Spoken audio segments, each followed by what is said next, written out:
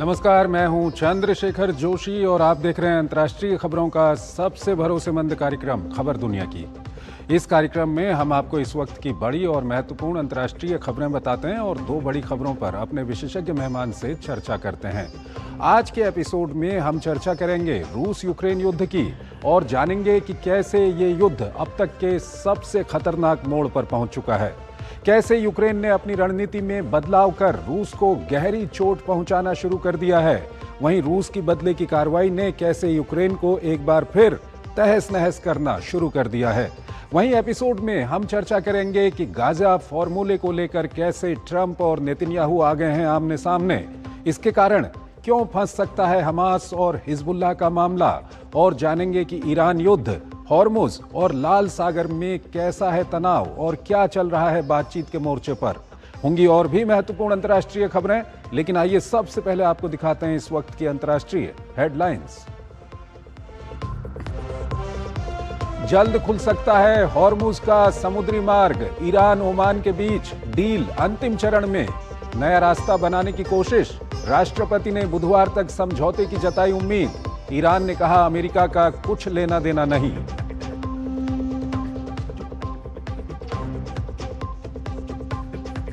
लाल सागर में बढ़ा तनाव, हुती समूह का सऊदी तेल टैंकर पर हमले का दावा। यानबू पोर्ट के पास बनाया निशाना, कहा 22 जुलाई से 8वें टैंकर पर अटैक। सऊदी की तरफ से आधिकारिक पुष्टि नहीं।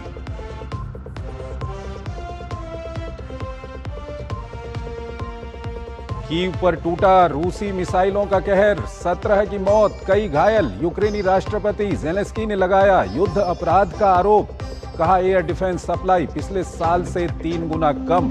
रूसी ड्रोन फोर्स को मिला नया चीफ।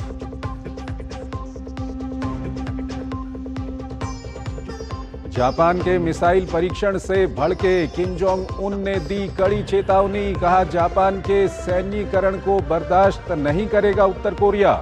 जापान ने आरोपों को किया खारिज, रक्षा क्षमता सिर्फ सुरक्षा के लिए।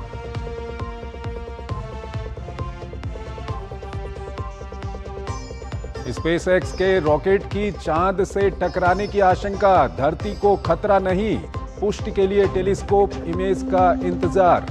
पिछले साल लॉन्च हुआ फाल्कन 9 रॉकेट मिशन से भटक गया था।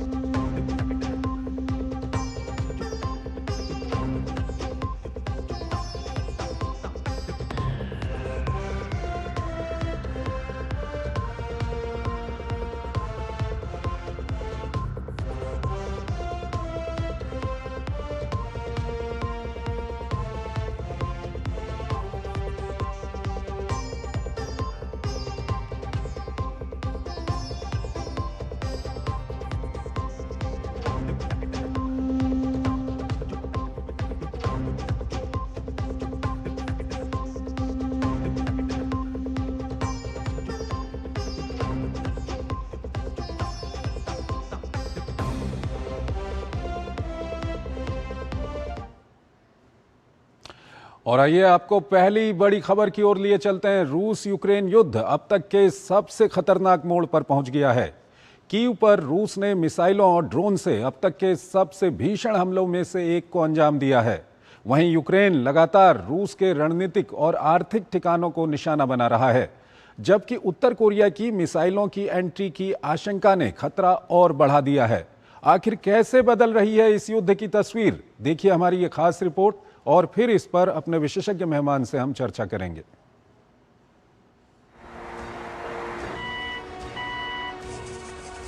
लंबे अरसे से शांति की राह देख रही रूस और यूक्रेन जंग हाल के महीनों में अचानक खतरनाक हो गई है। दोनों पक्ष एक दूसरे को घुटनों पर लाने, एक दूसरे के ऊर्जा ठिकानों से लेकर रोजमर्रा की जरूरतों में इस्तेमाल होने वाले सुविधा केंद्रों को नष्ट करने में जुटे हुए हैं। हाल के महीनों में यूक्रेन ने अमेज़न के रूप में पहचान रखने वाली रूसी रिटेल चेन वाइल्ड बेरीज को निशाने पर ले रखा है, ताकि आम लोग प्रभावित हों और राष्ट्रपति पुतिन के खिलाफ आक्रोश को बढ़ाया जा सके। 18 जुलाई से वाइल्ड बेरीज के 20 से अधिक स्टोर और गोदाम को निशाना बनाया जा चुका है। यूक्रेन के बढ़ते हमलों से बौखलाया रूस एक तरह से कीव पर टूट पड़ा है। रात भर मिसाइलों और ड्रोन की बौछार कीव के कई इलाकों को खंडहर में बदल रही है। हमले में 16 लोगों की मौत हो गई, जबकि और इस खबर को अभी हम आपको बाद में दिखाएंगे। पहले हम आपको लिए चलते हैं बीजेपी हेडक्वार्टर, जहां पर बीजेपी के प्रवक्ता मीडिया को संबोधित कर रहे हैं। के लिए ये प्रेस कॉन्फ्रेंस नहीं है, ये मैं केवल और केवल राहुल जी के लिए कर रहा हूं। पहली बात तो है, इससे पहले भी इसी मंच पर खड़े होकर, सदन के बाहर खड़े होकर भारतीय जनता पार्टी ने बड़े स्पष्टता के साथ कहा था कि 20 तारीख को दिल्ली में संसद चलो आंदोलन के दौरान कोई गोली फायरिंग नहीं हुई थी। मैं एक प्रवक्ता हूं, जिम्मेदारी के साथ पार्टी मुझे भेजती है। मैं यहां अकेला बैठा हुआ होता हूं, मगर पूरी सिस्टम पीछे रिसर्च के पश्चात मुझे मटेरियल देती है। बहुत जिम्मेदारी के साथ उस समय भी हमने कहा था, और उतनी ही जिम्मेदारी के साथ, क्योंकि यह संवेदनशील विषय है, कहीं भटकाव ना हो, कहीं लोगों को कुछ चीजें सच ना लगे, इसलिए बहुत स्पष्टता के साथ, शालीनता के साथ और ठहराव के साथ इस सच्चाई को मैं पुनः बयान करना चाहता हूं कि कोई गोली नहीं चली 20 तारीख को दिल्ली में संसद चलो आंदोलन के दौरान। दूसरी बात है, यह एक गलत परंपरा है। कभी भी राजनीति में बच्चों के कंधों पर, मासूम बच्चों के कंधों पर बंदूक रख के राजनीति करने का प्रयास जो राहुल गांधी कर रहे हैं, नहीं करना चाहिए। बच्चे हमारे देश के भविष्य हैं। बच्चों का कोई दोष नहीं। हम भी कभी स्कूल और कॉलेजेस में थे, आंदोलनों में हमने भी भाग लिया है, और जो बच्चे आज राहुल जी के साथ थे, उन्हें मैं बहुत प्यार से कहना चाहूंगा कि निडर रहना, बिल्कुल आप घबराना मत। हम विश्व की सबसे बड़ी पॉलिटिकल पार्टी हो सकते हैं, हम सब पार्टीज हो सकते हैं, मगर आप हमारे हैं। प्रधानमंत्री आपके हैं, हम सब आपके साथ हैं।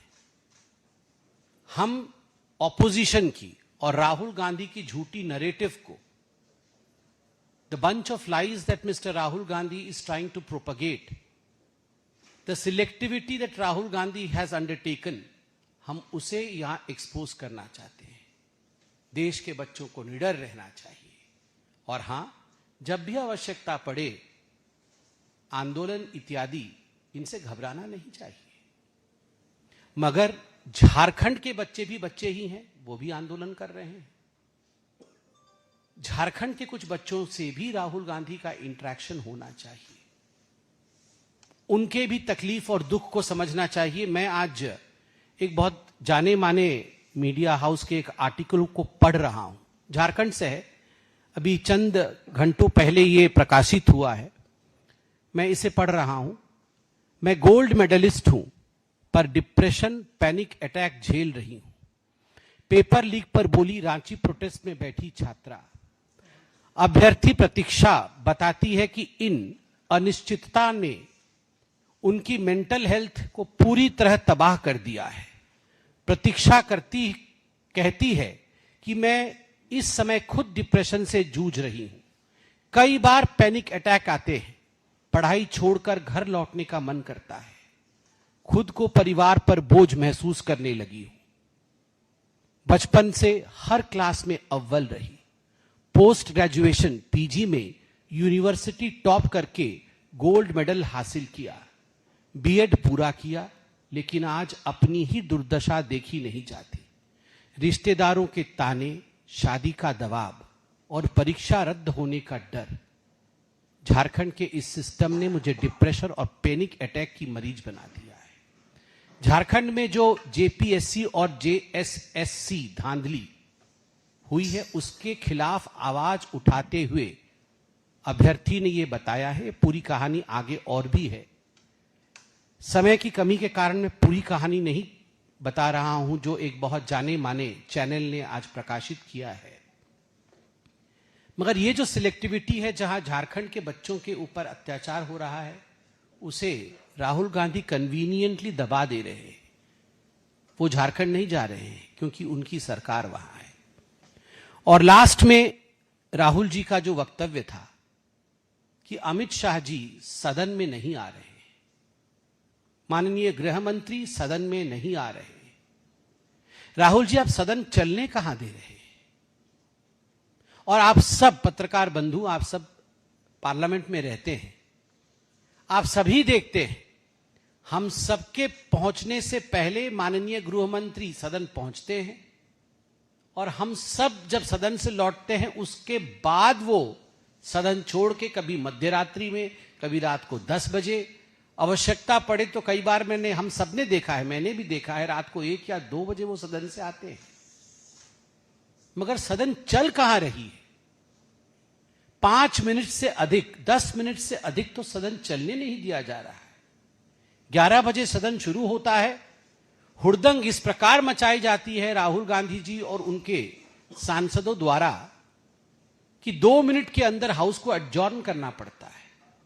फिर हाउस बैठती है, फिर आप स्पीकर के डेस्क तक को थपथपाते हो, आप तख्तियां लेकर आते हैं, तख्तियां टीवी में दिख जाए उसके लिए पुरजोर तरीके से उछलते हैं।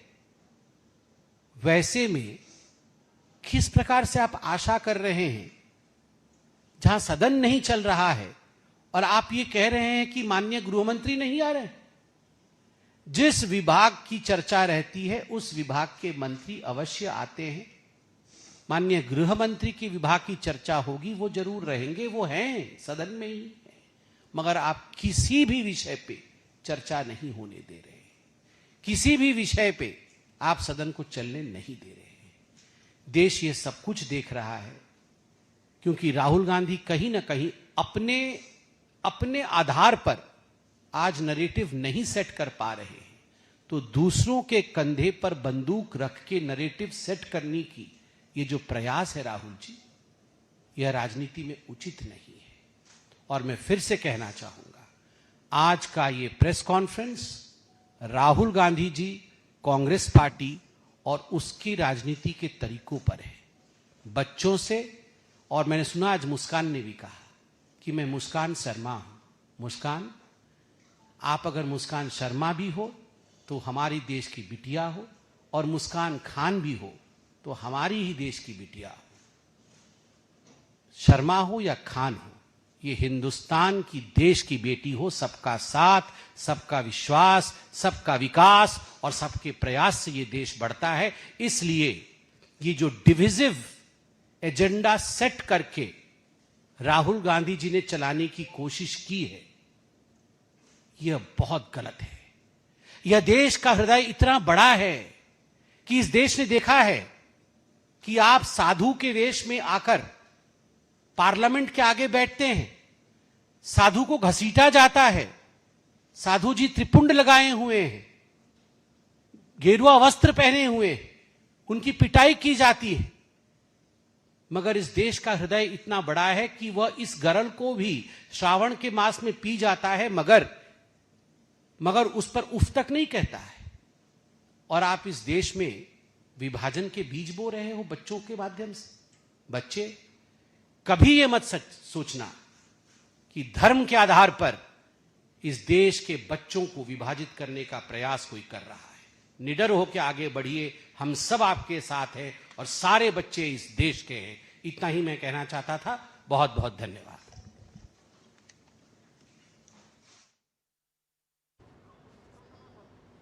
तो बीजेपी प्रवक्ता संबित पात्रा को आप सुन रहे थे। यहाँ पर एक छोटा सा ब्रेक लेते हैं। ब्रेक के उस पार हम अंतर्राष्ट्रीय खबरें आपको बताएंगे। जब आप इलाज के लिए अस्पताल जाएंगे तब पॉलिसी बाजार वहां पहुंचकर आपका पूरा साथ देगा, ताकि क्लेम के लिए आप परेशान होने के बजाय अपनों का ख्याल रख सकें। और क्लेम असिस्टेंस पॉलिसी बाजार का प्रॉमिस है। पॉलिसी बाजार पे 1 करोड़ का हेल्थ इंश्योरेंस सिर्फ 550 रुपए हर महीने से शुरू होता है। मेरी पसंद, मेरी पसंद, मेरी पसंद, मेरी पसंद, हमारी पसंद, हम सबकी पसंद। मजबूत देश का मजबूत सरिया हो गया स्टील।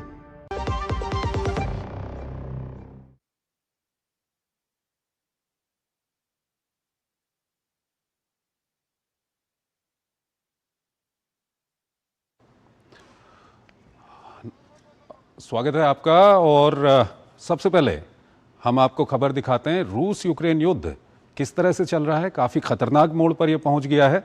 आइए आपको दिखाते हैं।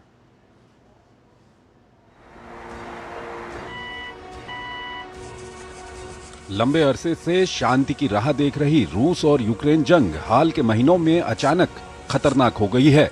दोनों पक्ष एक दूसरे को घुटनों पर लाने, एक दूसरे के ऊर्जा ठिकानों से लेकर रोजमर्रा की जरूरतों में इस्तेमाल होने वाले सुविधा केंद्रों को नष्ट करने में जुटे हुए हैं।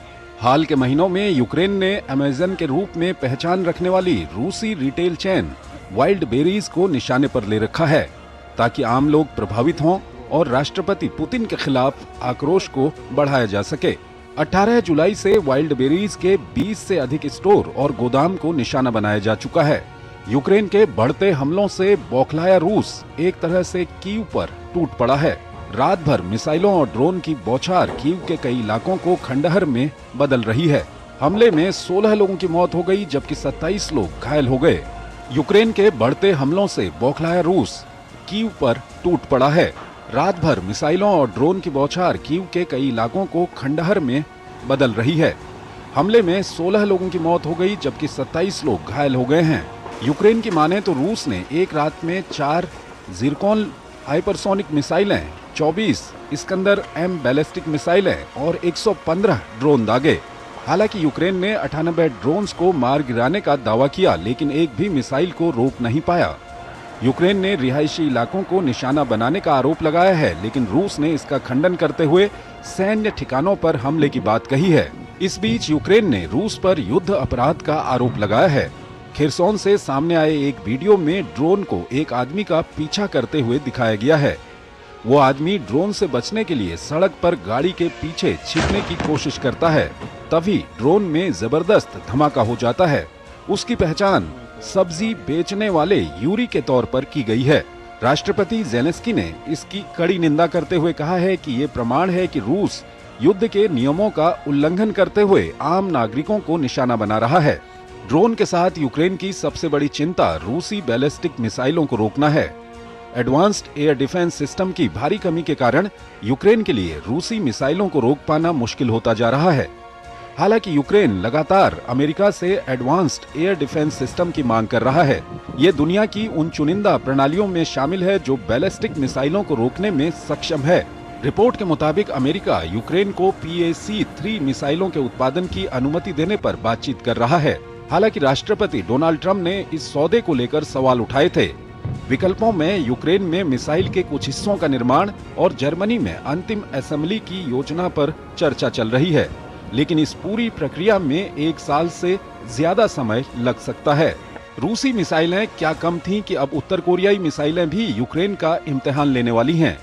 यूक्रेन का दावा है कि उत्तर कोरिया की मिसाइल यूनिट रूस के पश्चिमी हिस्से में तैनात की जा रही हैं। हालांकि यूक्रेन पहले भी रूस द्वारा उत्तर कोरियाई मिसाइलों का इस्तेमाल का आरोप लगा चुका है।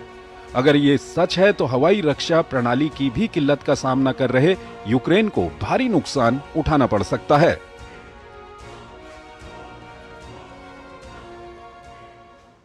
अंशु जोशी हमारे साथ जुड़ी हुई हैं, SIS JNU से हैं, विदेशी मामलों की जानकार हैं, उनसे हम बातचीत करेंगे। अंशु जी, बहुत बहुत स्वागत है आपका। अंशु जी, आज थोड़ा सा वक्त कम है, इसलिए हम चाहेंगे कि जो हमने रिपोर्ट दिखाई इसका आप विश्लेषण जितनी जल्दी हो सके उतनी जल्दी कर दीजिए। बिल्कुल चंद्रशेखर जी, विगत 4 वर्षों से रशिया यूक्रेन का युद्ध जारी है और अब इसमें एक नया चैप्टर जुड़ गया है। दोनों तरफ से घमासान हमले हो रहे हैं।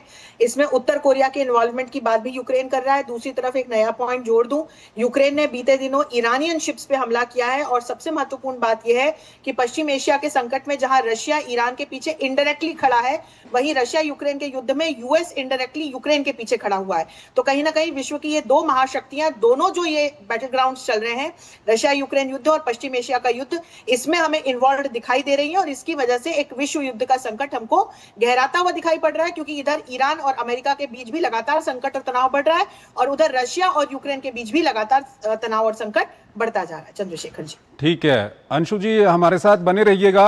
हम अगली खबर की ओर जा रहे हैं और फिर इस पर आपसे बातचीत करेंगे। और अगली बड़ी खबर की ओर बढ़ते हैं। पश्चिम एशिया में जंग और कूटनीति के बीच एक बार फिर बड़ा टकराव सामने आया है। इजराइल के प्रधानमंत्री बेंयामिन नेतन्याहू ने गाजा को लेकर राष्ट्रपति डोनाल्ड ट्रंप के युद्ध विराम फॉर्मूले को मानने से इनकार कर दिया है। गाजा से सेना हटाने पर इजराइल की नई शर्तों ने हमास के साथ संभावित समझौते पर सवाल खड़े कर दिए हैं। वहीं ईरान, हुती और हॉर्मुज स्ट्रेट को लेकर भी तनाव लगातार बना हुआ है। बातचीत और इसके नतीजों को लेकर अनिश्चितता बनी हुई है। आइए आपको एक रिपोर्ट दिखाते हैं, फिर उस पर अंशु जोशी हमारे साथ जुड़ी हुई है, उनसे बातचीत करेंगे।